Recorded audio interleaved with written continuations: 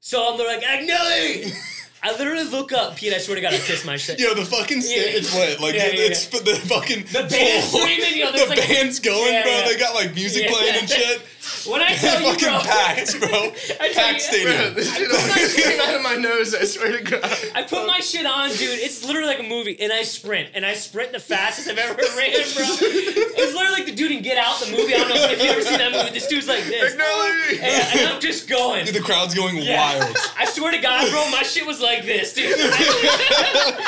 I was in the same position, dude, and my shit was quivering. And as a goalie, you have to say where the ball is. So I'm like, top right, top left. This dude gets it on center, bro. He's doing this whip thing, right? They play with your ass for like 10 minutes. Like,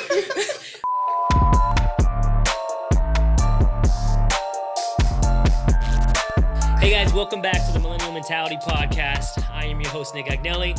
I'm here with my co-host, Peter Price, and we are here with our first ever guest, Sam Allsopp. Yeah. Sam, I want to thank you so much for coming on today, man. And, of course.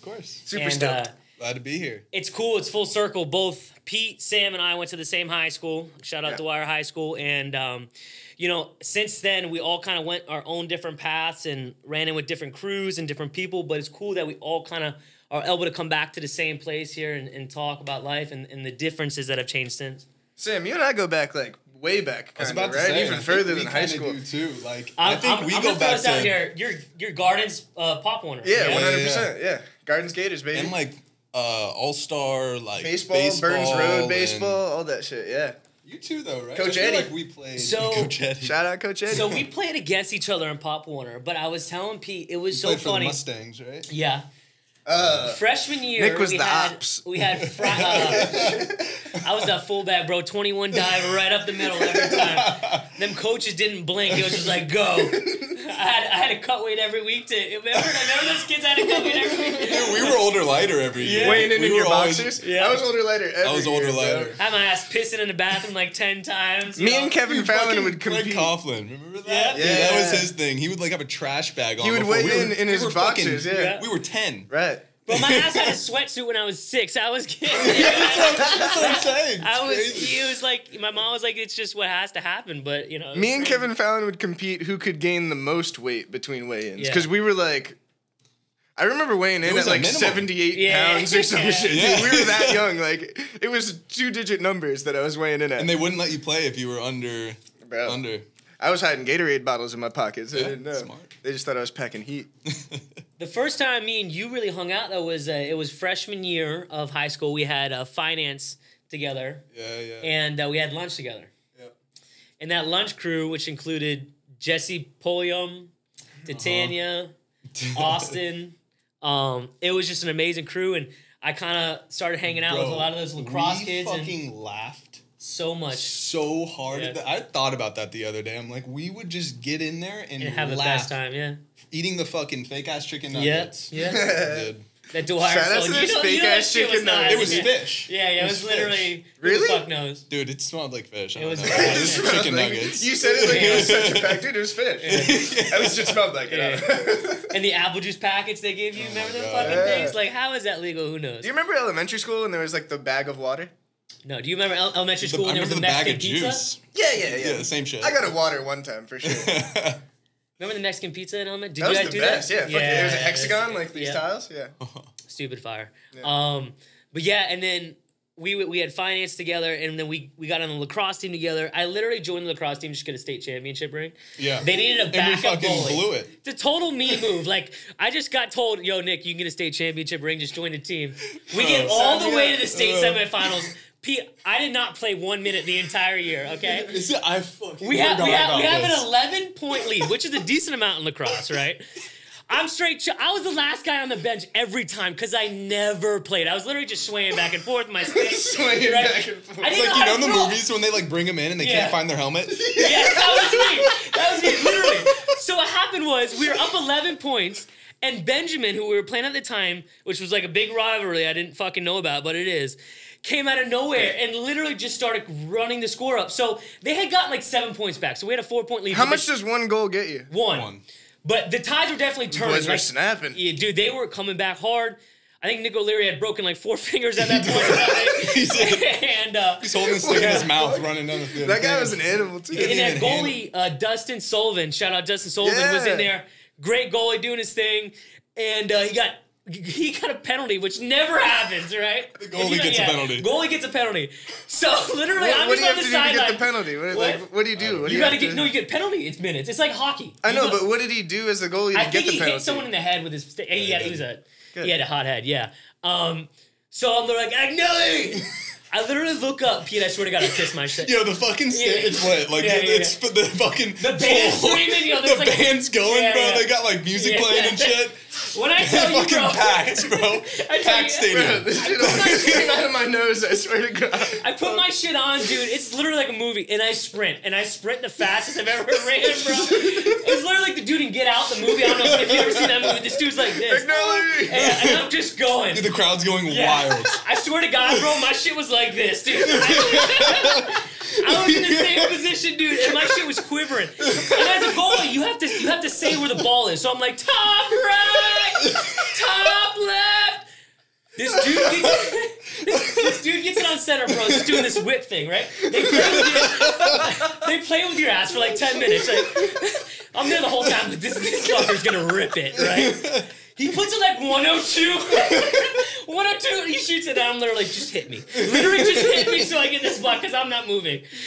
The ball hits the top right. And I remember, like, first play, I'm like, okay, I'm going to act like I knew where I was going. And I go right top right, like 2 seconds after. They scored. And after they score, I'm off the field, dude. I was so relieved. I sprinted off there. Holy shit. The whole time I acted like it was, like, on me, but it wasn't on. Like, I had no shot in it. Oh, my God. Dude, I didn't know how to throw the ball. I literally, like, kicked it around. That is so funny, dude. But so that was my lacrosse, and then that's what really like bonded me, Sam, Jesse, and a lot of these kids. And that's how this comes full circle. I forgot. That's a good story. My brain's so ADD is normal for me to go this circle around.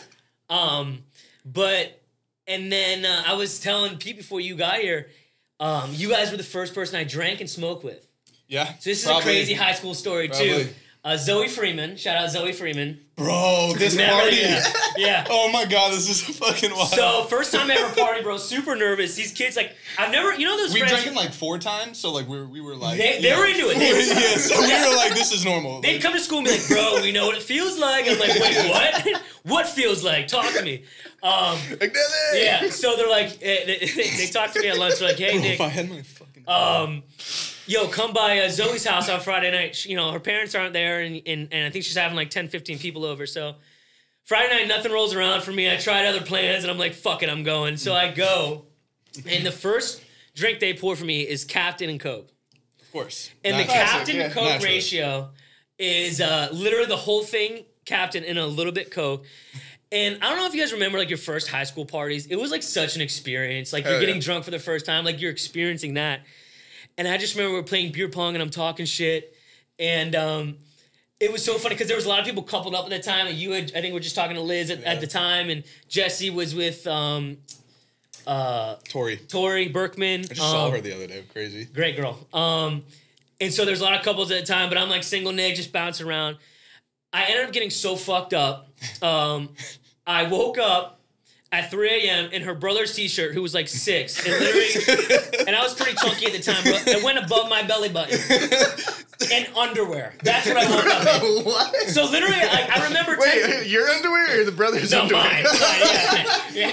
Okay. That would have been a little weird, but it was and it was tie dye. I remember that for a fact. It was a tie dye belly shirt, and I literally wake up. I wake up to paper towels on the ground in front of me, the smell of vomit, and me in this. Oh my God, yeah. And it was the first time I ever blacked out, like in my, and ever been drunk / black out. And I remember going to the bathroom, looking at myself in the mirror and saying, what the fuck is happening? Went back to bed. I'm like, dude, this is a dream. I'm sleeping it off. Woke up in the morning and these guys were like, Nick, last night was crazy. Right? Bro, it was a movie. And I'm like, wait, what? I guess I ended up eating lettuce at some point that night. I ate a bunch of shit probably, and I ended up puking on her family's like $10,000 rug. You were like fully blacked out for at least 3 hours, like functioning. That's a great thing to hear. Yeah. Because it's always a concern. Like, what happens to the brain after you black out? It's crazy how we function. And shit. What? You're just eating lettuce and shit. shit. Yeah, eating lettuce, and I puked it up. Shout out Zoe Freeman. I hope your rug survived. But that whole crew is an amazing crew to get drunk with for the first time. That's so and funny. I've never drank Captain and Coke since, I swear to God. Don't blame me. That's what I was going to say. As soon as you said that was the drink, I was like, if someone orders a Captain and Coke, it immediately makes me think of high school. I probably haven't had one since high school. It was, and then Sam is also the first person I ever smoked pot with. So this was it's at a separate occasion. Yeah, Amelia Hirschman's house. I think that's how you say her last name. Hirschman. Shout out Amelia Hirschman. She's a homie. Great person. And Sam comes to me and he's like, yo, Nick, I got this like little water bong. I'm like, what's that, bro? And he's like, dude, just come outside and smoke it real quick. So like the homemade one? That was such a fucking... No, it was a little plastic guy. Oh, it was like a legit like bong. a little bubbler thing. Yeah, okay, gotcha. We walk outside and of course you're super nervous. And I'm like, dude, am I going to start hallucinating? What's going on? And we hit it. And I get a little high, and I go inside, and I start freestyle rapping. That was my go-to. Sick, out of all the things you can do high, just chill, eat, munchies, I start freestyle rapping. To be fair, out of all the things you can do high, on most dudes' top 5, it's freestyle rap. That's where most people go at that age, I swear to God. And please stop. If it's on your list up there and you're not a rapper, you shouldn't be freestyle rapping most likely. It's all about confidence. If you go into the rap with confidence, you can make anything sound fire, you know? Yeah. That's what all those guys think. And then... Yeah, and then they hear it back and it's no. So, what was your guys' relationship in college? Did you really ever hang out outside of school, or I mean, what was that like? No, I mean once we got older, we I think saw each other less and less. Right? It was really as we were younger playing sports and stuff. Travel football baseball. Yeah, travel baseball in Florida. Stuff. You play all year. Going round, over to Rob Natolo. Yeah, holy shit. I think in high school Rob Natolo had the coolest house when we were kids. Too. He had like a fucking arcade. He had a in fucking his arcade. House. Yeah. That's a flex. Sick. Yeah, that's a huge. Yeah, I mean, it would still be a sick house now. I don't know. Oh yeah. But as a kid, it was like mind blowing. What's the one thing you want in your house? It's like a stupid flex, like a laundry chute or some weird shit like that. Damn, bro, I'm a fucking house dad. I just said laundry chute on my own podcast. God damn, I'm fucking whipped. I said laundry chute. It makes it more functional, I swear. Anything, Nick, laundry chute. Fucking throw it down there. Every time he just takes a side, he like throws it. Yeah. It's fucking nice. That's fucking nice. Imagine being in your closet, taking off your clothes, you put something there, and then it just pops up in the laundry room. Yeah. It's pretty fire. Okay, you know what I want? I mean, it's convenient for sure. Yeah. I don't know if it exists yet, but the laundry chute kind of made me think of it. Like, my dad's condo building has a trash chute, you know? Like, you go outside in the hallway and you throw your trash bag right down there. Yeah. That's nice, but what if, like, where the trash can lived was its trash chute, you know? So you push a button and it's just like, meh, and just... Compact. It's called a compactor, yeah. Yeah, but you still gotta empty that thing eventually, right? I want the chute to be under the trash can, so when the trash is full, and you know, and you don't want to change the bag, everyone's done it for days, you know? You look at that full trash can, which bag you don't want to take out. Oh, it's in my garage right now. Right, I just want to push a button and it goes down the chute automatically, like at the bank. Okay. When it sends the thing to you. Okay, how about an invented flex? What do you want to do that's already out?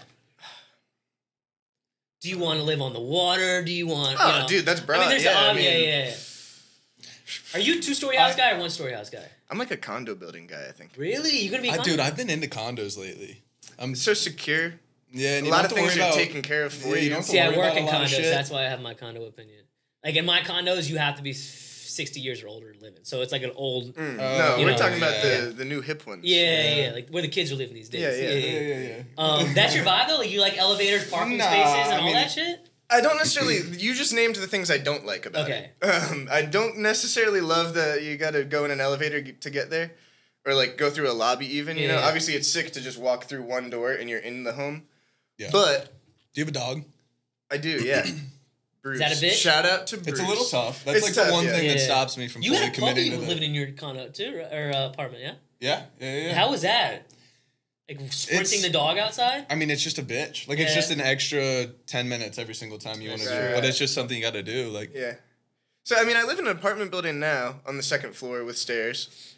You take the stairs every time when you're in a rush, or? Well, I have no choice. There's no elevator. Yeah. Oh shit. True. Oh, yeah. That's right. When I'm in a rush, I run up the stairs. When I'm not, I don't. But yeah, I mean, I don't know. I mean, we're even me and Joe talking about buying a place soon, and I still haven't really decided if it's going to be a house or a condo. Condo is like kind of up there on the list. I'd rather upkeep on a condo is much less, bro. You don't have the lawn to take care of. Yeah. You don't have roof. You know, some people want the lawn. No, You know? Shout out to roofs. Yeah. They're a bitch. Like that's where I get all my a lot of my work from is just shit fucking up in a house, and it's reality of the fact. Condos now you get hit with statements, right? So like if they're redoing the pool, so you do get hit with things in condos. HOA, and the HOA, which I mean, you pay for that at a house too if you live in a neighborhood. Right? This here, there's no HOA. That's a big. But like plus Mirasol or something. There's correct. HOA. Oh yeah, you gotta have HOA, and that's for the community center, the pool, the grass, all that shit. The gate guard. Are you guys a gate guard? Do you like a gate guard at your place or no? If there's an actual human inside of it, yeah. Like but the just there to apartment building I live in now is a gate. But it half the time it's broken, so it's just open all the time. You know, so I don't feel secure with the gate that I have currently. But if there's a human at the gate, like in the little hut, you know, that you could like wave at and be friends with, I'd like that better. Yeah. You want to know? You want to know what I really want? I've been thinking about this lately. It doesn't have to do with the actual house. I don't know if you guys are big on food, but a cook. Dude, big food guy over here. Okay, that's like a huge flex, Sam. But yes, absolutely. Sick. But like, imagine your life if that wasn't even a thought anymore. Like going to the grocery store, cooking food. Like you tell them what the best one. I think that was a good one. Isn't the goal though, setting up your life to be so fortunate where you have less thought, like you think about less shit? I think the biggest flex in the world have a driver. Imagine if you literally just left your place. Dude, that's right there with the cook. Like you don't have to make decisions. The less decisions you can make in a day. And then you focus at the other stuff. That these very wealthy businessmen, they have so many companies and entities and things going on where it's like they have to focus on so much stuff where it's just taken care of. I think that's so sick. That's a good one too. Agreed. I can't believe I said fucking trash shoot. Yeah, that's right. It's okay. You know, Pete, we can come back to this question. I shouldn't have jumped to answer first. I should have heard you guys first. Now, did you all link up at FSU? No, not really. No, not really, right? We were always homies, but we just never, after like... I didn't go out a whole lot. I was FSU? Posted in the trap. Also, to clarify, I didn't go to FSU. Posted in the trap. I was at TCC in the Firefighter Academy. True. Barely. So don't get it. You guys never see each other at Potts or anything like that, or no? But that's what I'm saying. Like I can probably count on one hand the amount of times I went to Potts. Yeah. Really? I stayed home and sold weed the whole time. That's true. That's what I was there for. Did you have a motorcycle? I did have a motorcycle, yeah. Sexy Pete on the bike. Yep. So, Sam, and for the people listening who obviously want to understand like a little bit about his life, you graduated like high school, you had a pretty good GPA, you went to FSU. What was that like? It was whatever. Like, it wasn't great. I mean, I was, did fine in school, like not exceptional, but I graduated from Dwyer, went to Florida State. Yeah. Wasn't like my first option, but I'm glad What was the first option? I did. At the time, my girlfriend went to UF, so like that's what I wanted to do. But didn't get in, bro. It's hard to get in there. I hear it's like almost impossible to get into Florida State these days too. Really? Like the college changed. It's just getting harder and harder to get into these schools. Also, less and less necessary to even go, but that's a different conversation. Yeah, whole different one. 100%. So what made you didn't love Tallahassee though? What was it you didn't like? No. I didn't want to go there originally, but after I got there, I'm like, I loved it. Yeah. It was a fun place. It was a fun place. I'm glad I went. I mean, don't think I learned that much. To be completely honest, I had a finance degree and like, you like cram for the test and then you forget everything. Yeah, it's just like how that was high school in a nutshell for me. I didn't. Really, you go to school to pass, not to learn. Yeah, 100%. So 100%. You go to school and I heard that like a few years ago, and I was like, damn, that makes sense. You go to school literally to get a grade. I've never heard that, but that's so true. And not to learn. And there is a huge difference in between the two. If I'm learning something, I'm invested, I care, I'm listening, I'm actually studying. Mm-hmm. Like I'm studying for the GC test now, and it's like I'm learning, I care. It's a big one, yeah. It's a big one. And when you're going to school just to ace, you'll cheat on tests, you'll just get by, and you leave, and you're like, wow, I didn't retain any of that. Because you weren't trying to retain it. You were literally trying to pass and then go on to the next. Now, you opened up a gym in Tallahassee. Tell us about that. I did, yeah. I kind of just, like, fell into it. Okay. My two roommates they were personal training out of a gym. They were, like, paying monthly to train out of there. They built it up, and they just asked me if I wanted to kind of take the next step and open up our own gym, and we did. It was, looking back, ridiculous that we did that, or that like we were able to raise money to do that. You get private investors? Yeah, we raised. Really? I mean, back in we thought it was we raised like I think we got $50,000. Took that risk on. That's good number. Yeah, took that risk on 3 ways and just just went for it. Like our gym was on Tennessee Street, which is like a main a main area right by right by the Strip. Yeah, the Strip. Ken's. Yeah. Right by Ken's. So. Dude, I don't know, man. It was a really good learning experience, but I think I found out really quickly, because it was my senior year, that I didn't want to be trapped in Tallahassee. So as fun as it was, and, I was only there for like a year, and then, I left, and then shout out to Eddie and Bulls. They killed it. They grew it for another 2-3 years and then sold it, and it's still going. There's 2 actually now in Tallahassee. No shit. But what's that called? Top Dog. Give him a shout out. Yeah, Top Dog Fitness. Learned a ton. It was just a grind. It was a hustle. We didn't know what we were doing whatsoever. We were stoned going in. We were the trainers and the owners. Like, we never set it up to scale or anything like that. But it was my first taste of, like, real business and real responsibility, which was kind of crazy to have my senior year of college. But, Yeah. It worked out. Worked out. I feel like that's the best way to, like, learn in general anyway, is just by getting in there and doing it, Like, you can go and get a business degree at school, and they'll teach you in a textbook what it's like to run a business, but what better way is there to learn how to run a business than running a business? 100%. I said this shit all and the you time. might make a lot of mistakes, and it might cost you some money, but, like, school costs you a lot of fucking money, too, and... Very true.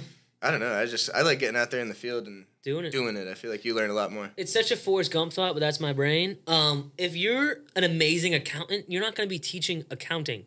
If you're an amazing artist, why are you teaching art? Like, if you're holy shit, that's such a good point. If you're an amazing businessman, you're not going to be teaching business. Maybe if you're 80 years old and you're retired, you'd be doing business. Dude, that's whole thing that's why is the like, whole thing's fucked. I'm not going to learn contracting from a lady or a man, whoever it is, in a classroom. I got to learn probably never been a contractor. I got to learn contracting in the field. And that's where it really clicked in my mind. It's like you learn these things.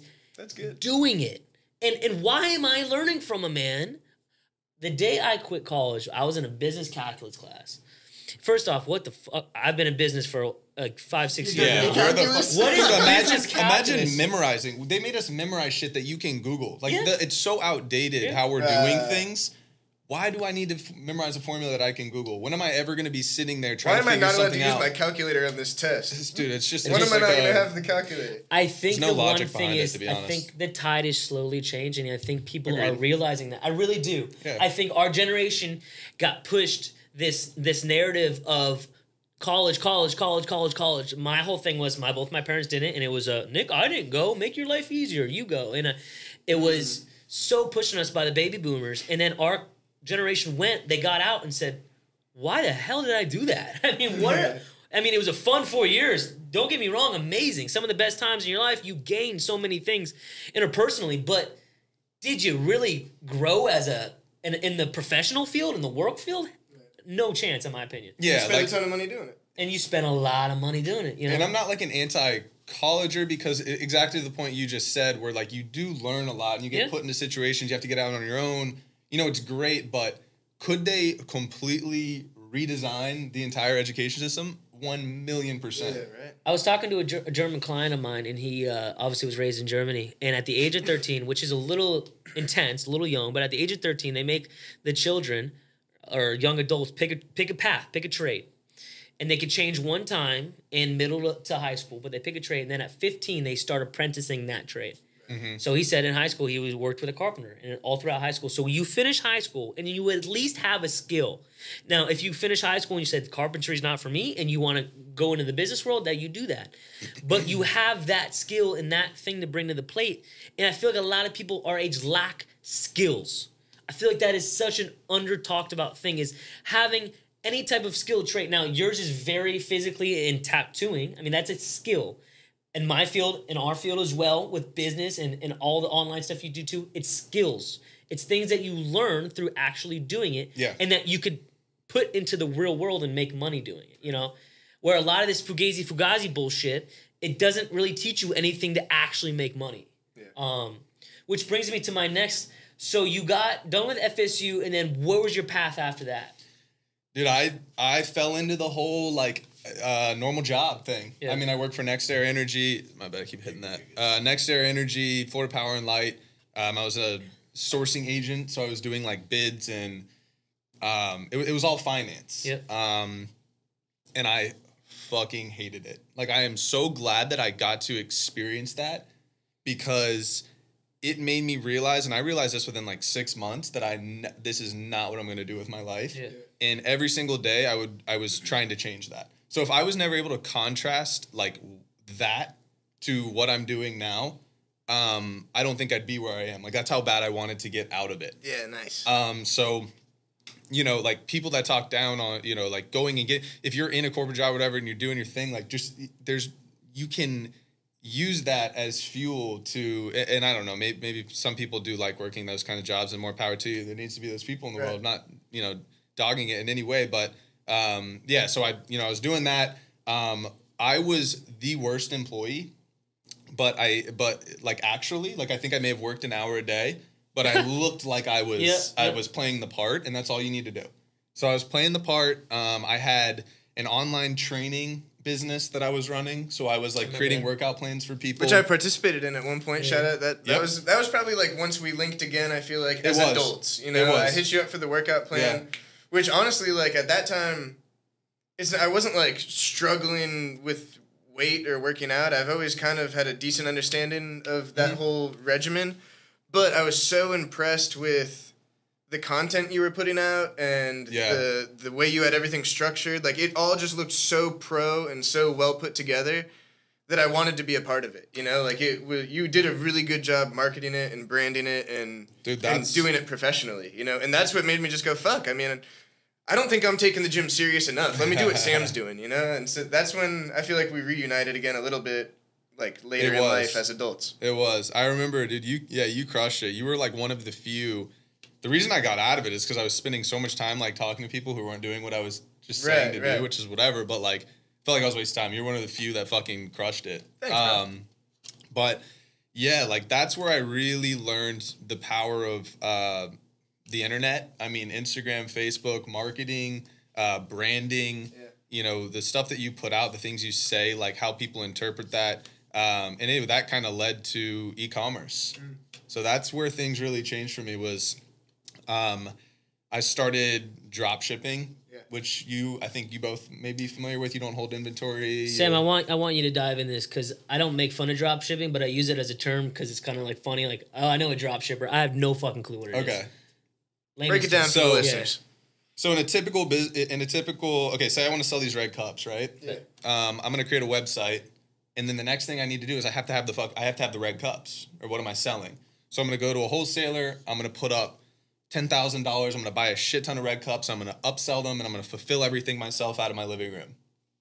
So it's not. That sounds like a lot of work. No, that's option. That's what most people would do with starting a store, right? Okay. Then there's drop shipping, and these fucking crazy motherfuckers out there. I don't know who they were. Whoever started this, I'm sure they are billionaires. Because if you were the first to get into this, you're fucking chilling. But you don't buy the red cups. You go to the wholesaler who owns the inventory, and you strike a deal with them, and you say, I'll pay more per unit for the single cups, but I don't want to buy them up front. I want you to keep the inventory. I'm going to hook up my online website to your inventory, and when my end customer makes a purchase, I want you to fulfill it and charge my account.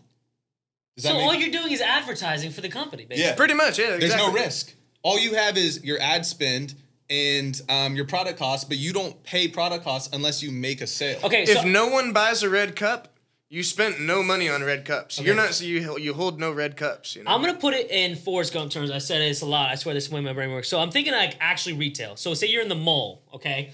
The first option, I'm actually buying the red cups, and I set up a store called Red Cup Store, and you're I have them in the back. Hole. You're in the hole. I have them in the back. I'm in the hole, and people come up to my counter, and I sell the red cups. Right. The second one is I have a fake front. And then whenever the red cups get ordered, a dude gets delivered, the red cup is there. And then my card gets charged, but I sold the cup for $10, and that guy charged me $4. So there's a $6 profit per unit, and I may have spent $2 to acquire that customer. So there's a net there. Right. And then maybe that's when you scale. If you bought 100 red cups at once, maybe you got them at $3 a cup. Yeah. But instead, you bought no cups up front. You paid $4 a cup, but you're not going to get left with any cups if they don't get ordered. So a great way to put it too, I feel like, is with T-shirts, because that way you don't have to worry about how many extra large shirts you need to order because how many extra large shirts are going to get bought, you know? I don't make any of the shirts that I sell on my site. They're all a digital design that hasn't even been made. You're doing print on demand, right? Right. And then once they get ordered, I make the shirt. You know, that way I know what sizes I need to make, what designs I need to make, and I have no extra inventory left over after because I only make what gets ordered. Yep.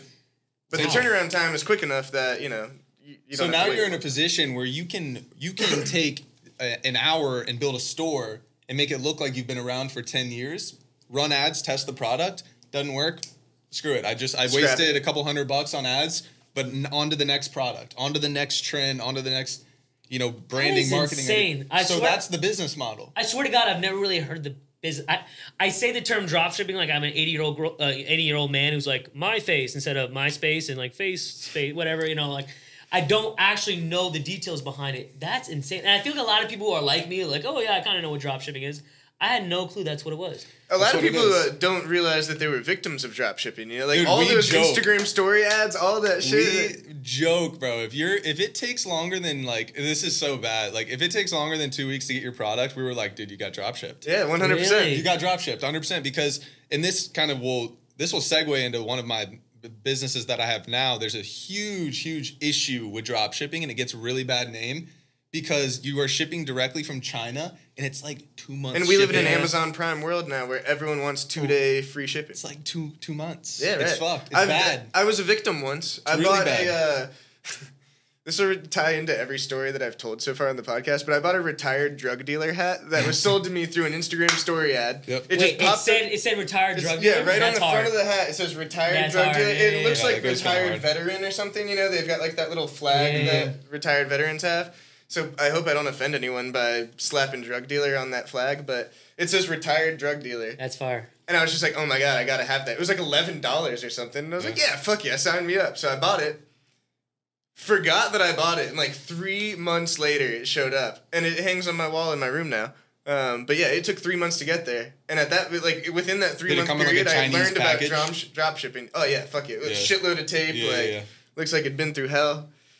Do you get aggravated by these like 16-year-old kids you see on Instagram like you want to become $1 million overnight? Fuck yeah, bro. Like join my page, you know. Terrible, because you want to know who is not doing that is people who are successful with that business model. Like they're trying to build a brand. The people who, and this is something I say, like never listen to someone who's not doing every single day like what you want to do. So if you look at someone, and this goes like for the like teachers in college, exactly, the full circle. But if it's like a mentor, right? Ask them how they make their money. Yeah. If they're not making their money every single day doing what they're trying to teach you, fucking get the hell out of it. Right away, because that's they what a lot of those game. YouTubers are doing is they're building a YouTube channel, you know, and building a brand for themselves, trying to teach this drop shipping method. They had one successful store. Right.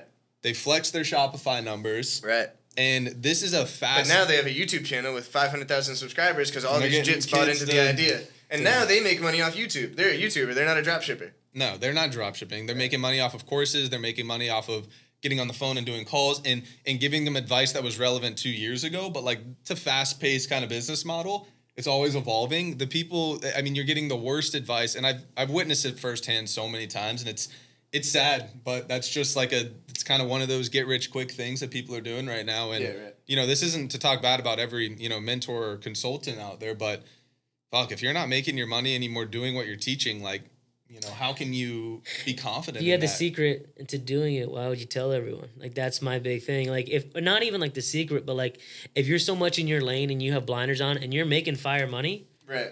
Why are you trying to teach everyone how to do that? Just keep doing it. Like, if I had the ultimate contractor's guide to like making everything efficient in my life, I'm going to be the best contractor. I'm not going to tell my competitors how to be the best contractor. I'm just going to do it. It's business. So why would you tell all your competitors in the world, like, hey, this is how to do something better? Like, no, you'd be doing it. You know, it makes no sense. A lot of things, and my dad's so old school, he says to me all the time, it's like KISS. Like, just keep it simple, stupid. Just fucking, like, people overthink all this shit. And it's like, it's really just common fucking sense. You know, use your brain and see how it applies to the real world. Now, not jumping too far, but you now have how many businesses? I have multiple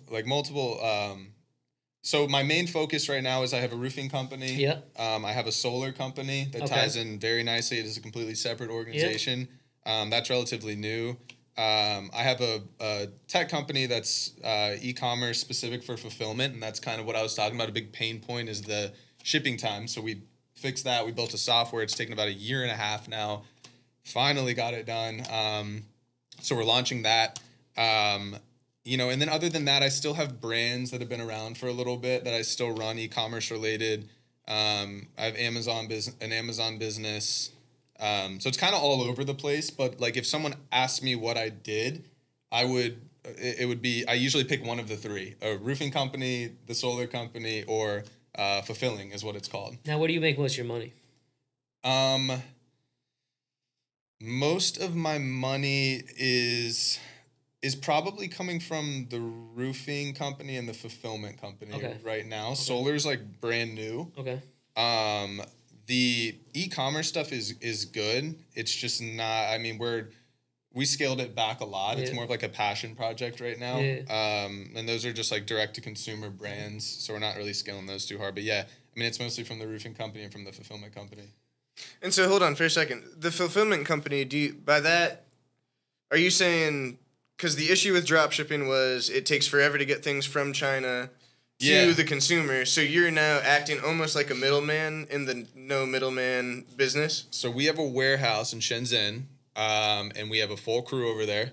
And we go, so say you're drop shipping this cup. Yeah. And you're using AliExpress, and you have 2 to 3 month shipping times, and you're paying $4 a cup. Yeah. You would come to me, and I would have my team of sourcing agents go out.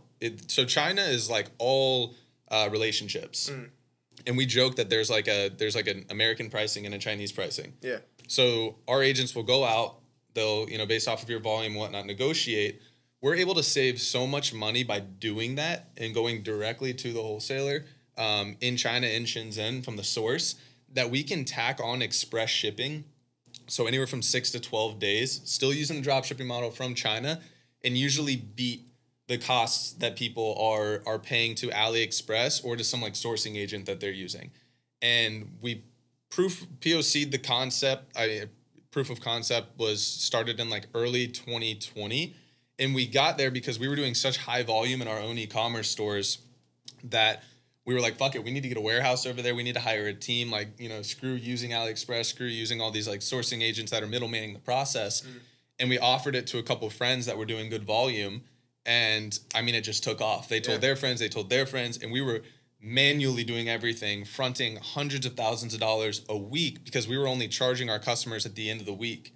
So we were fulfilling all of the product, and as you can, as you could assume, we got screwed over a lot. So we built a software which has taken forever. And it is like a full-blown, you connect your Shopify to Shopify app, you connect your store, you go in, you can see all your orders, you can do automatic, payments, you can do your tracking. It's like a CRM within the technology as well. So it's pretty decked out, and it's definitely going to change the game for all these drop shippers. And right now we're just trying to, kind of strike partnerships with some of the bigger guys in the space right now. Something, not to keep running back, we kind of skipped over. So you quit your comfortable corporate style, I'll say it is corporate job.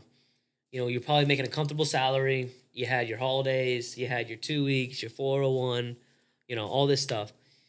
And you went and you started your own business. What was that experience like? How much balls did that take? Did someone talk you into it? Was it pure confidence? Tell me through that mindset of you doing that jump.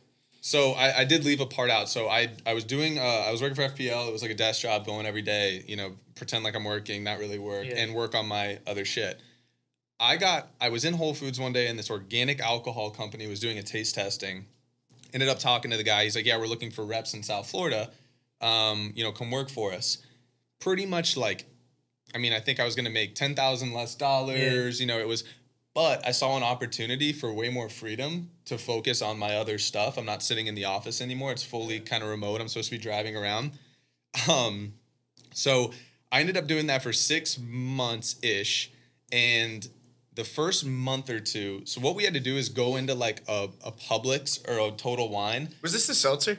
Yeah, I remember now. I'm not going to name it. But yeah, so it's a seltzer company, and we had to go into like a Publix, ask for the manager, and say, hey, you guys should bring in this drink. You know what I mean? Remember this. Okay. I remember bought it. It's coming back. No, it's really good. It's really good. Fucking great. Anyway, I was like, you know what? This is I'm not needed here. Yeah. So you work with a distributor so I work directly with the alcohol company, and then there's distributors who actually hold the alcohol. Mm-hmm. And I went to, instead of going to the managers. For one of the distributors. Yeah. Okay. Exactly. So instead of going to the managers of the store, I would ask the manager for the distributor's number, and I called them and told them that I would incentivize them to get placement in the stores. So I was just...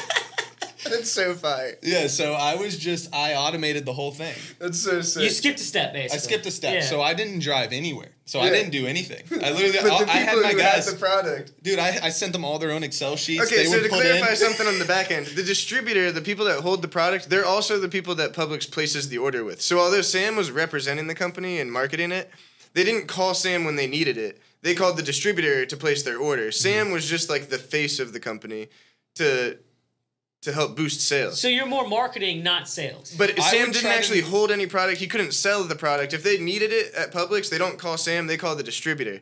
So Sam partnered with the distributor and got them to push his product. Instead of going to the manager. That's genius. Yeah, it's genius. So I was doing that, and I just copied my KPI sheets that the company was giving me, sent them to the distributors, like, how many cases did you get in, take the pictures, and I was just paying them. Like, I was like, fuck it, I'm making this.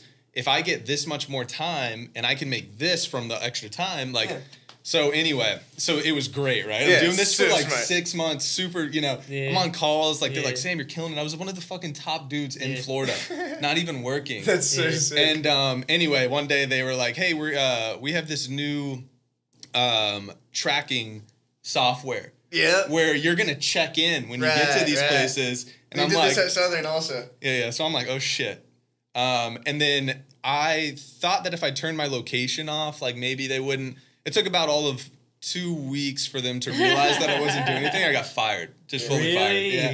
Yeah. Wow. So I got fired, but the cool thing was by that time I've been working on my dropshipping e-commerce stores for about 6 months or so. And I was making way more money doing that. So I literally walked out with a smile on my face. And I was like, all right, well, this is it. And I'll never forget, like, the feeling of getting in my car after. It wasn't scared. It was excited. Dude, it was so excited because I had that money coming in. It wasn't like this, I'm going to quit everything, go to zero, then build it up. Right. I had kind of like, and that's my advice to people is, if you want to just quit and go for it, like, awesome. Like, that's kind of, but I was able to put myself into a position where I could, transition very nicely. With that being said, I mean, those stores may have lasted another, 3-4 months. I was living, I was fucking entrepreneur, going to coffee shops, crazy. And then those stores died. So I did get my, smack into, reality of being like, okay, I don't have a salary. I got to figure this shit out. But I did have that buffer going into it. Do you think the number one thing, because we all, are owning our own entities and whatnot, the number one thing in doing that or being on your own and creating your own business, whatever that is confidence? I would say that is probably the number one trait. Confidence, because anxiety is a creepy, little motherfucker, and fuck your shit up. And it happens to me, and I'm blessed. I'm not an anxiety-ridden person, but sometimes I'll be laying my head down at 9:30 at night, 10 o'clock, because I'm a grandpa, and getting ready to go to bed, and dude, just thoughts will creep in your head, when's your next job? Have you gotten calls lately? Mm-hmm. Have you written that contract? Is there a pipe blowing in this house you're doing right now? You could run through so many scenarios. And at the end of the day, you just have the confidence to say, I believe in me. I bet on me over any motherfucker in this world. And I think that a lot of people, they just overthink it, and then they die. They never actually do anything. Preach. And how do you think you gain that confidence? Is there a trick to that? Do you think people can attain that? Or? You got to have a screw loose. Yeah. 100%. I think, I mean, yeah, it's something that you can like breed into. All your screws are right there. Yeah. Where they're supposed to be. No, you gotta be like, you gotta have, and it's confidence, but it's also like blind confidence. Blind confidence. Looking back, why did I think that I didn't have the fucking, like, why did I think that it was gonna work out? I don't know. I had blind confidence that I was gonna make this shit work. And it's a mindset that this is going to work no matter what. And that's what I've carried into everything that I do. It's like, this failing is not, I don't even have that thought anymore. I really don't. The thought does you no good anyway. What's the point of even entertaining that thought? And I had to work it out. Like, it does come up. It's going to like, come up, but we don't entertain it. Yeah. But you're just like, no. Like, that's not even an option for me right now. So, yes, they come up, and this is what you said, and I think we all handle it the same way. Now it's just kind of part of, slowly it goes away. But it's just about having this blind confidence in yourself and knowing that you are way better off betting on yourself than betting on anyone else. I think something that ties into that also is like people who are doubting themselves that like, may know the next step or, know something that they want to pursue but are scared to make that leap because it is a scary leap to make. You've only got two options, though. You're either going to do it or you're not going to do it. Mm-hmm. And you can sit here and you can feel anxious about it and say, but what if this happens and this could go wrong and what if no one likes it? What if no one listens to it? Yeah, what if no one listens to it? You won't know unless you just do it and you try it and believe in it while you're doing it. And, maybe even set a time frame for yourself. I'm going to give this everything I've got for the next 6 months. And if it's flopping after 6 months, okay, I tried it, and now I'll move on to the next thing. Mm-hmm. But unless you have that blind confidence to just fucking try something and do it, you'll never do anything, You'll be stuck in the same rut that you're unhappy with. You'll never be able to get out of that rut until you fucking do some other shit. And I've been preaching this a lot lately. I feel like I've said it a few times to some of my friends are kind of going through, like, the beginning stages of starting a business, and also people that I'm managing now, like my sales team. You'll see that a lot of people want to have everything perfect, like, before they start. They're like, this all needs to be perfect before I feel like we're preaching to ourselves right now for the podcast. Yeah, we're going through this right now, bro. We're 100%. Going through it.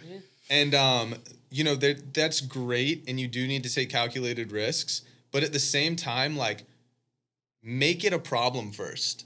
That's what I always say. I say, like, make that a problem before you get that into place. And this isn't to be, like, to just jump into things blindly. Like, yes, you do have to take your calculated risk, but you're trying to put things in place that you don't even need to have in place yet. Like, you need to have so many sales that you need to hire. You don't need to hire someone yet.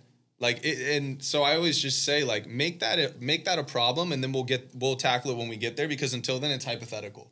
Yeah. And that goes for anyone trying to start their business. Like, you sometimes you just got to dive. You just got to jump. Be calculated, be methodical, but don't get caught up on the hypothetical. Mm-hmm. It's just a thought until you do anything. That's all it is. It's all it is, thought. Whenever thought. THOT. Whenever you dived into it, were there people like, Sam, why are you leaving your job? Like, what was that reaction like from family and friends? Dude, yeah, I mean, for every single person. Like, my boss was like, I don't think you should do this, but if you want to do it, do it. I can remember having the conversation with my mom. I was standing in my front yard. I still remember everything. I was like, hey, I think I'm going to do this. I was like, I have $10,000 saved. Yeah. If I only spend this much per month, I can live for this long until it works. And she's like she was probably she was pretty supportive, but she was like, you are fucking crazy. Yeah. Dad grew up kind of like climbing the corporate ladder, never really thought much about going out and starting his own thing. So it was all foreign to him. Obviously he was pushing me he was more so like, if that's really what you want to do, great, but do that later. Get more work experience. Mm-hmm. And I was like, no, I'm not wasting, any more time doing this. So, I mean, yeah, man, like everyone, all the people that were closest to me, the people of authority, or, you know what I mean? Yeah. All kind of steered me away from it. But again, back to what you said, you have to have this blind confidence that, you're going to make it work. I think it's key. I think it's, you have to listen to people's opinions, and sometimes it's for your health. If you're doing crack cocaine on the side of the street, listen to your mom telling you to stop. Whoa. But I think that if you believe in yourself and you think it's possible, like, I want a house on the water in Jupiter one day. It's probably worth millions and millions right now. But my thought is, when I drive past them on my boat, is someone owns that house and they're not fucking Superman. So someone figured this shit out. Why can't that be me? When we started this podcast, I had never been on camera before, ever, right? I had never dived into it. Pete and I decided to take on this endeavor. But I knew, A, I'm going to try my ass off. I'm going to try to build this best studio and area to do it.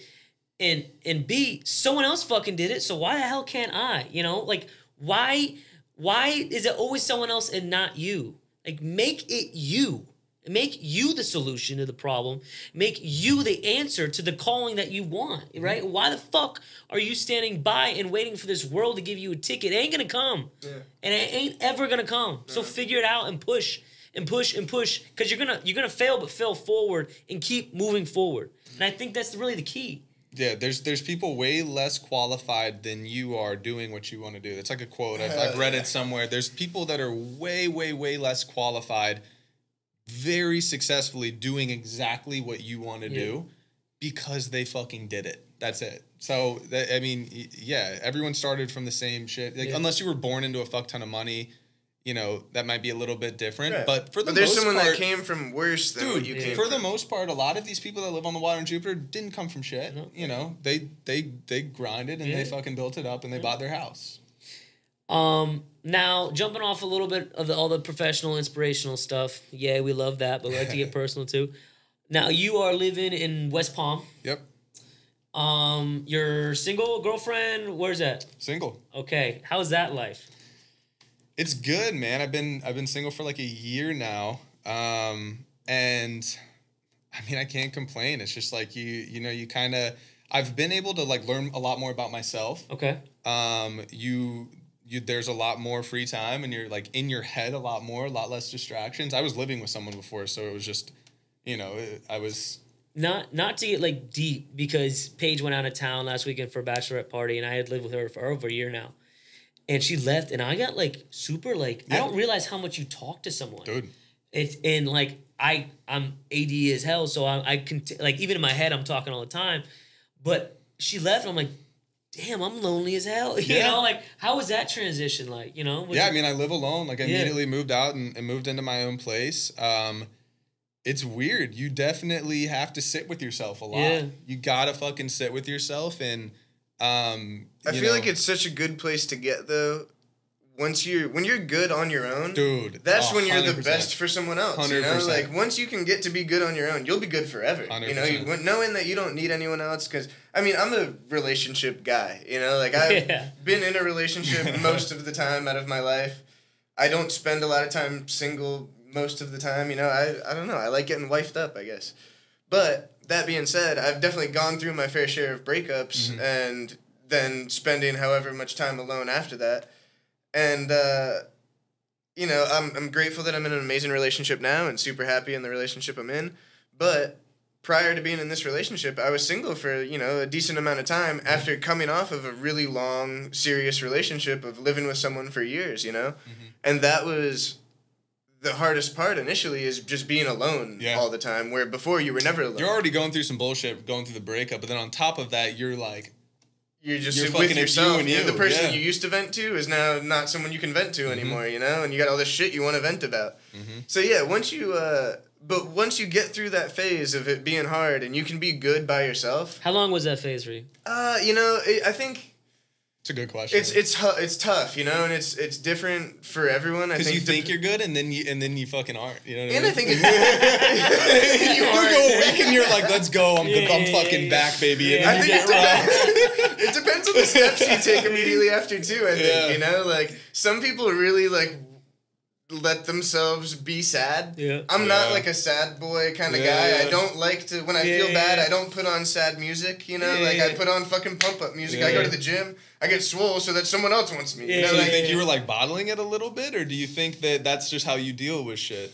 I think it's just how I deal with shit. Yeah. And it took a lot of time to train me to be that way. Like I've been this law of attraction guy for like my whole life. I think I talked about it on the last podcast maybe, which isn't going to be uploaded till after this podcast, so that's confusing. But I learned about the law of attraction when I was real young. And that's something that takes a lot of like mental coaching internally, I think, as well, because once you are told the idea and you believe in the idea that your thoughts become things, it's a little bit of a scary idea. You know, especially for someone who has a lot of negative self-talk in their own head, you know, to think that, oh my God, well, I got to stop thinking about this, otherwise it's going to happen. I've been through that That's bullshit. scary to feel that way, you know? So you'll cripple yourself with the law of attraction thinking like that, though, you know? So I've really, I think, conditioned my mind to not to sound too, like, woo-woo and whatever, but, like, I really just am good at looking at the positive in every situation. And if there isn't fucking much positive, then I don't think about that situation much, you know? My motorcycle just got stolen a few months ago. Brand new motorcycle, only owned it for 2 months. Taken right out of my front yard, you know? Didn't buy it in cash. I still am paying the monthly payment every month for that bike that I do not have. That should have been like a devastating event. I saw this. I remember you posting about it. That was my dream bike, too. I've been manifesting that bike in my gratitude notebook since I was, I don't know, like 2013 or 14. I was so proud of how you handled this, though. Tell them what you posted. I remember that shit. Well, dude, and like JoJo will tell you the same thing. She was looking at me after it happened, like, suspicious. Like, maybe I had something to do with it or something. And she was like, why aren't you phased? Like, why don't you care?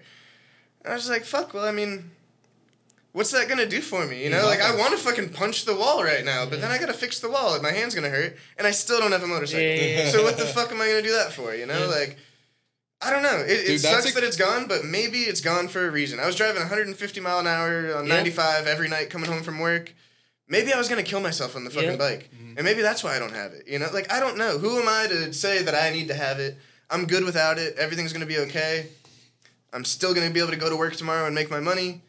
If I need to get another bike, I'll buy another bike. If it wasn't meant to be, it's not going to happen, you know? And right there is a character trait of people who typically are successful and run their own business and whatnot, because you do not have it is not, like, great the whole time. Like, the rearview mirror's broken. I can't look behind me, bro. I'm looking straight. Yeah, there's no point. I joke. I always say, like, it was not cool for a little bit to, like, go out and do your own thing.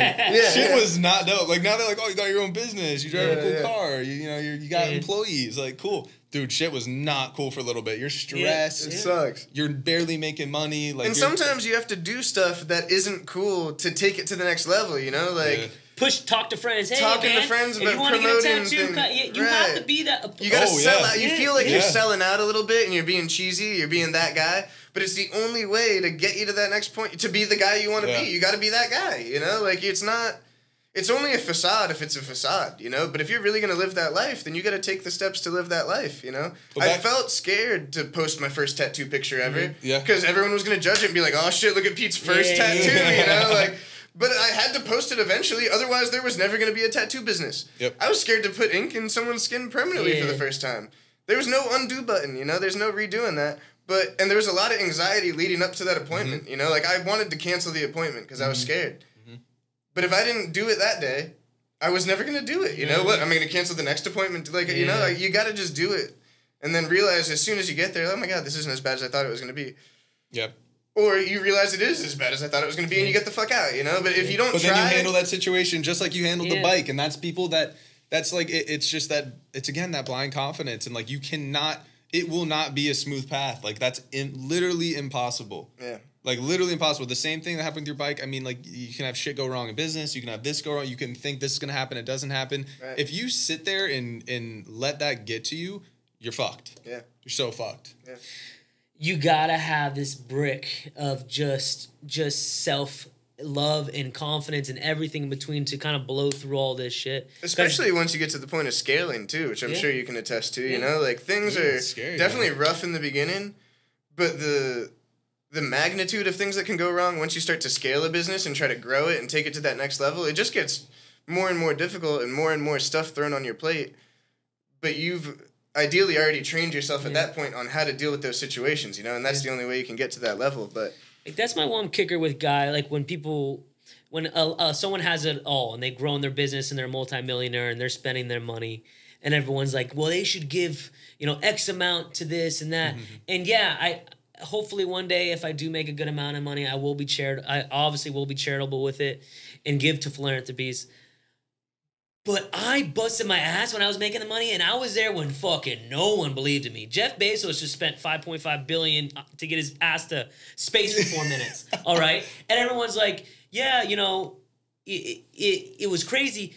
But he busted his ass to make that. He started Amazon in his garage, and he was 30, right? And weird-ass Jeff Bezos, I promise you. Weird-ass Jeff Bezos. No one believed in him with his bookstore. That guy has employed so many fucking people. He has changed so many lives. Yeah. Like, dude, the taxes that guy's got to be fucking paying. Like, when you own a business, no one talks about this shit. Like, I mean, every time we build a roof, not to get into roofing, but like, we have to pay the county fucking $1,500. Like, boom, right there. Bro, don't be afraid to get into roofing. This is your podcast, today, bro. We're here for roofs. The business, there's tax on this, there's tax on that. There's this, like, you're employing these people. You've got Social Security.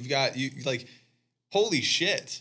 Like, you earned every fucking penny. And if you want to donate it, great. But don't let someone else fucking, Yeah, don't let anyone else tell you how to spend your money. Because they're only seeing, it's like that iceberg mentality. It's like they're only seeing a little tip. They don't see the miles. Don't see what went into it. What went into it. Totally.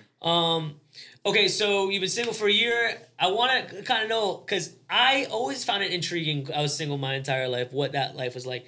Are you on apps? Are you out there? Do you go out? Dates? Anything? I mean, I'm talking to someone right now. Yeah, so it wasn't an app or anything like that. It was just fucking organic. That's great, man. Old school. That's right. Yeah, man, I don't know. Like, going back to that, it's like I learned a lot about myself, and I realized that I like my space. I like my how I do things, and I'm very, we all have our routines and everything, and it's like it will take a specific type of person to kind of fit into that. Yeah. So I'm not rushing anything. I've got crazy dreams and goals right now where that is what I'm really focusing on. And when someone comes in that, is that I feel like is right up complimenting there. That? Yeah, complimenting that and helping me get there and then enhancing my life in the other, awesome. Right. Fucking it's too great. often you see the meme or hear the joke that like, don't get wifed up and chase the bag, or vice versa. But I'm down to get wifed. You can get wifed up. It's just with the right person that wants to help you chase the bag. Dude, if it's with the right person, it will 10 times what you're doing. Right. I don't 100%. Know if I would be getting the bag I'm getting if it wasn't for JoJo gassing me up the whole time I was doing everything I was doing. That's a specific type of person to do that. Right. There's a personality trait like my fiance who like. Dude, to be a partner of an entrepreneur is almost just as fucking tough because you're there. I'm coming home every night and telling her. It could be anything. You could be happy. You could be ecstatic. You could be fucking pissed. You could all be over the place. It's literally rolling dice, and that's my reaction. And I think the number one quality that guys like us look for is just support and like just being ride or die. I mean, like just be along for the ride because it is one, but be supportive. I think that blind support on their behalf is there too. Because if we're getting shit. My in-laws, are they're her friends. Just everything. It's like they are just as supportive. So I think I was just gonna ask you, like, what is your number one like sexy or hot personality trait in a girl? And I think after being with her for so long, it's support. It's like I think that really is. It's up there. It's support 100%, and then it's also you rigged the question by saying sexy personality trait. Yeah, that could be. That's a weird way to put that. I didn't kick that. But off. I know what you mean. Yeah. I know what you mean. Like a low key, like damn, I'll fall for that shit. Yeah. Dude, honestly, like I like girls who are very motivated, individually. Independent. Like I really like that because like, yes, they need to be supportive and all that stuff, but I want to be, like, the same back to them. Yeah. And when you create this, like, energy where you guys are both fucking killing it and super supportive and they have their dreams and they understand yours and, that to me is, like, is really cool and I think that's super attractive. Yeah, that's a great way to put that. Ain't that something, bro? We're getting to that age we're talking about, like... Power couple vibes. Yeah, right. Yeah, well, it doesn't even, like... They don't need to be, like, I want to start a fucking multi-million-dollar this. Dude, they could be really into writing and just they want to write goals, a book. Right, yeah. Dope. Like, that's... I'm not talking, like, business success. 100%. Like, I'm talking passion. 100%. Totally. It's so funny. You're 26, yeah? Yep. Yeah, both of you 26. You're going to be 27 soon. I'm 25, 26 next month. But I look at, like, 19 and 20-year-olds... and, like, that are in relationships and, like, think they really, like... And you could be adults. You could have your shit together. But, like, the amount I learned in these past 5 years... Boy, you haven't seen the fucking world yet. Like, and be excited about that. Know that it's going to be crazy and there's going to be a whirlwind of growth. Yeah. But... like, I see these couples that are so young and, like, they could be fiery. And, like, my sister and my brother-in-law are high school sweethearts, which I think is insane that could last that long. But I look at these younger couples like, wow, I mean, it's a lot, and the amount that they change from that time to that time is crazy. Yeah. But I remember also being them, you know, like I remember being in a relationship young, thinking this is the one, you know, and then when it was over, thinking, fuck, maybe I'm never gonna do it again. You know, I'm just gonna be single for the rest of my life. That was the one. I lost the one, so now I'm gonna be a dog. You know. But then, that had to happen. I meet like one more person, and You're like, oh, I like her. And then and now all of a sudden it's like, okay, never mind. Like that one actually sucked. This one's way better. You know, you learn a lot about yourself and how to act in a relationship, which makes the next relationship that much better, you know? And then I think, you know, it just takes a little bit of a learning curve and experiences. Like, everyone's going to have to go through that for the most part. Maybe your sister's like a rare example where she met someone in high school and stayed with them forever. But I think almost 90% of the population could say they thought they were with the forever one in high school or in college, that ended up not being the forever one, but that prepared them for the next relationship, which wound up being the one. Because you learned a lot about yourself during, you know, the good parts of that relationship, the bad parts of the relationship, you learn a ton. And then once it's over and you're by yourself, you learn even more. And then you go into that next relationship prepared. Like, you know, this is what I'm willing to put up with. This is what I need to do better next time to make the relationship work. And if it doesn't work, I'm going to be okay because I already know that, you know? And if you go into a relationship like that, then you're like set up for success.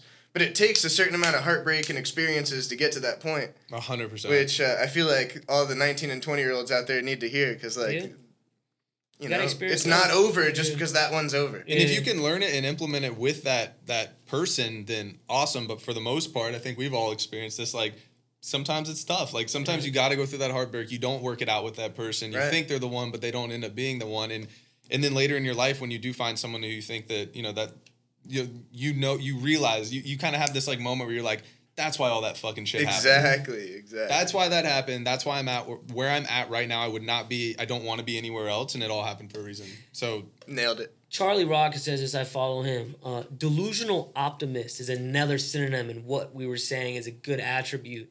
And delusional optimism is simply saying, I know that there's so many bad things that could come out of any situation, and there's so much shit in the world, but I'm going to find the good. I'm going to find the good in any situation and make the best out of that. Yeah. And sometimes those skies can be so gray and everything can be so blurry in that vision. But know that at the end of it, it will be something that come out fortunate at. Yeah. And I think that delusional optimism is everything. Yeah. I've got delusional optimism and blind confidence, I feel like, are synonyms, right?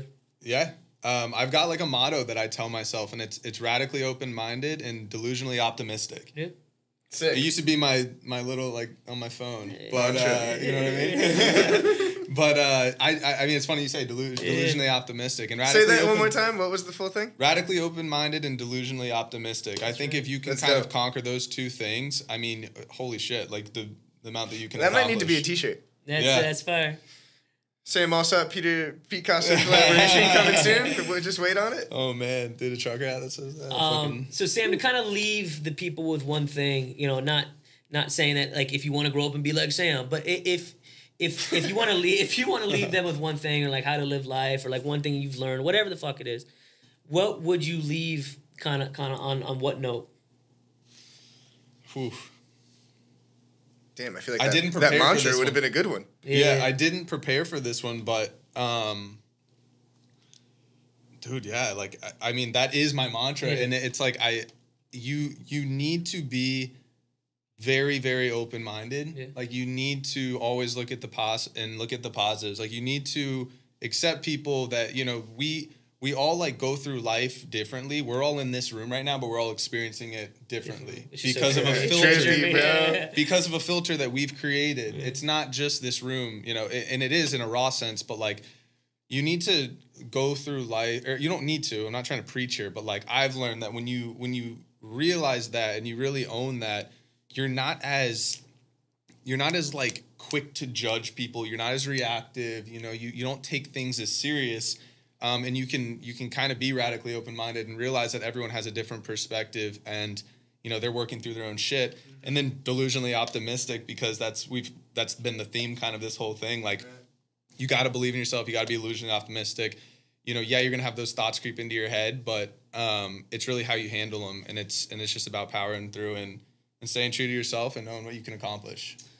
Fuck yeah. Well, Sam, I want to thank you on behalf of Pete and I for coming out. I think, for anyone to give your time these days, it's a lot, but thank you so much for coming out. B, I think your story is incredible, and what you did was amazing. A, in the time you've done it, but B, but also with how much passion you have behind it, and really you're a leader. And I think that's cool that you're so humble. You don't really even recognize that, but people do, and what you're doing, keep doing it because it's amazing. I'm excited to see the future for Sam Allsopp, man. I really am. It's up. Where can they find you? What's your handles, and how can they reach out for you? For sure. Best way is probably just Instagram. Yeah. Just Sam Allsopp, ALLSOPP all together. We'll throw it in the description. Yeah, just follow me on there. I mean, I used to be way more vocal about like business and stuff. I've kind of taken a step back and just been like, kind of solo grinding. But thanks for having me, guys. You guys are gonna this is the energy you guys create here. I mean, that was a lot of fun. Yeah. You guys are going to absolutely crush this. Thanks, dude. You guys have the mindset for it. You've got the fucking personalities. You've got like you two together is money. That. So thanks, dude. It's gonna. Yeah, I'm proud to be the. You said the first guest, dude. Let's fucking go. Let's go. It. Appreciate you, bro. Can't wait to come back. Yeah, dude. It's amazing. We're definitely gonna bring you back. Yeah. Guys, thank you for watching, listening, viewing, subscribing. If you have not hit that subscribe button, please do like our post. Please share to all your friends. That's kind of your cost of watching. Just share. And it means the world to us. We really appreciate your love and support. And look out for us next week. Thank you, guys. Peace. Wow. That was good, man. Good shit. My dog. Good shit, boys. Easy peasy.